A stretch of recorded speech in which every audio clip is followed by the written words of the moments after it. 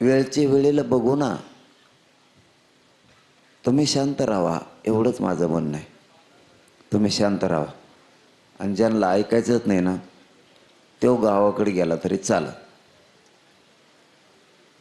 काय मी बघतो कसं आरक्षण द्यायचं माया जातीला.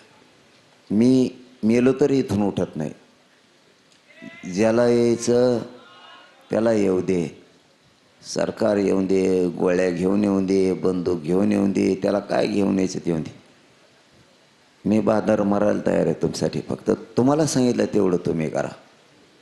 आजपासून पुन्हा तुम्हाला आता शेवटची विनंती, इतक्या स्पीडने गाड्या काढा, ग्राउंडला नेऊन लावा की मराठ्याचा गर्व वाटला पाहिजे. मराठ्यालाच की पोरा असा होता असे.